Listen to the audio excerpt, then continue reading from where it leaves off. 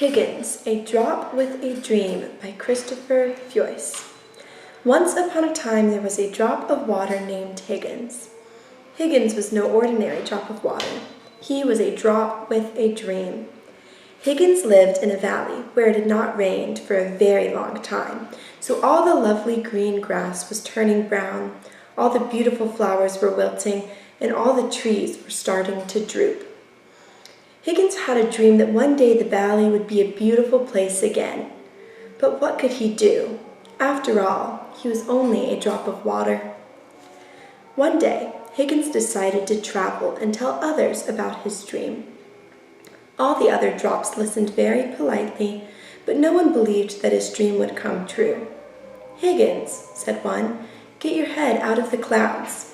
You can't spend your whole life dreaming." Higgins decided that he had to do something to make his dream come true. So he began to think and think and think. One day, as he was walking by a rusty old bucket, he had an idea. If enough of us drops of water got together in this bucket, Higgins thought, there would be enough water to sprinkle on a few flowers to help them grow and become beautiful again. Eagerly, Higgins told everyone his idea. But everyone thought he was being foolish.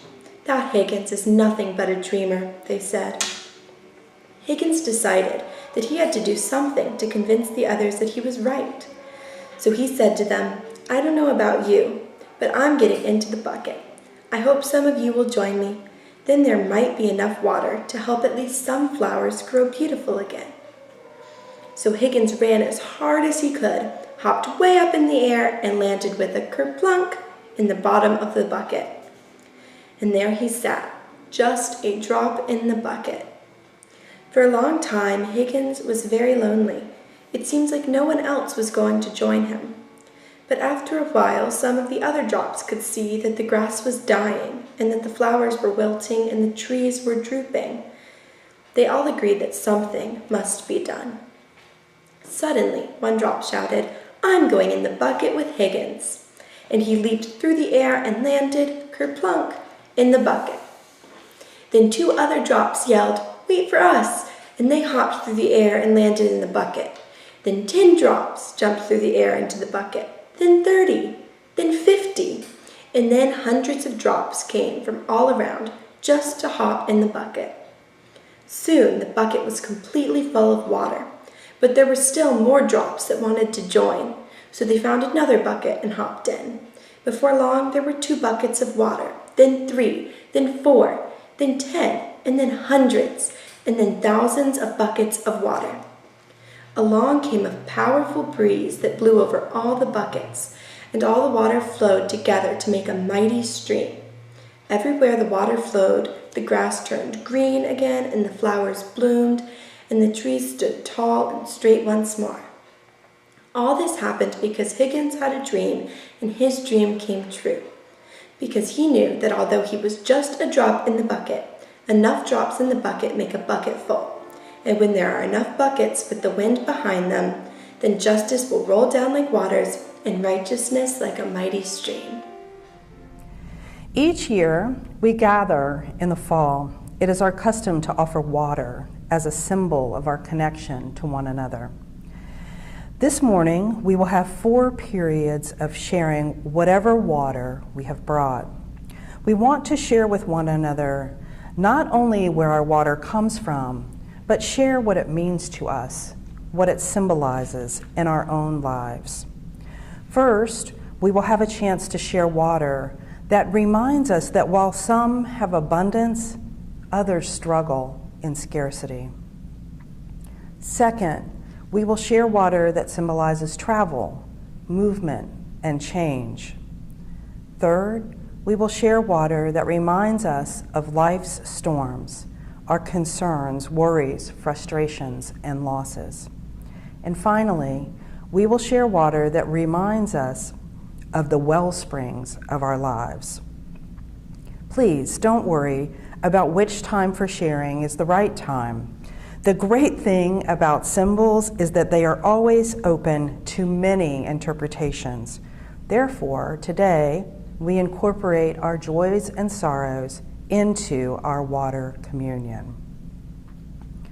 Part 1, Drought.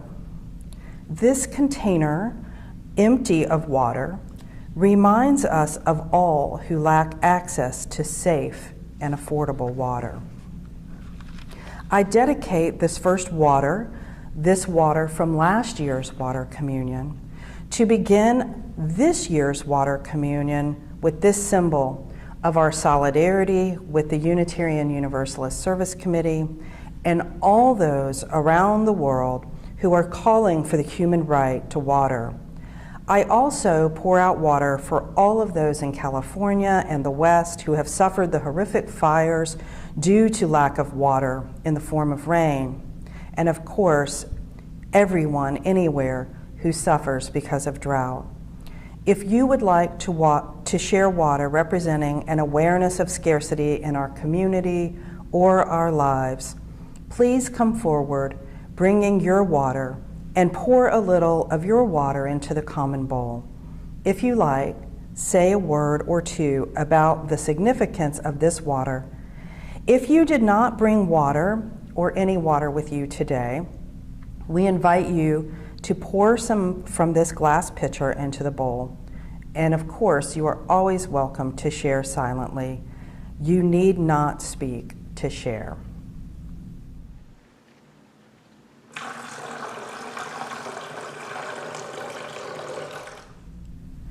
Part 2, the waters that carry us. Now I invite you to share water that reminds you of the changes and transformation in your lives, your journeys, whether spiritual or physical.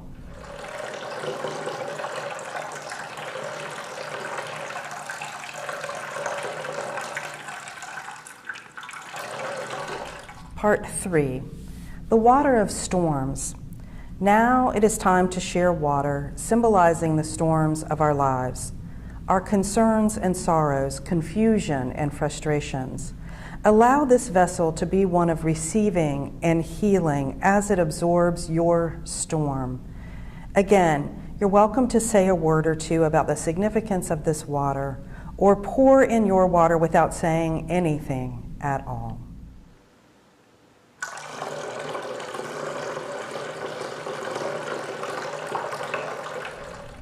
The waters that sustain us.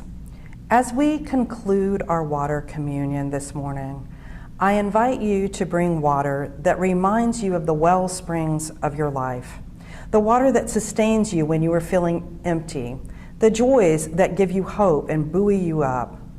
Please come now and share your water.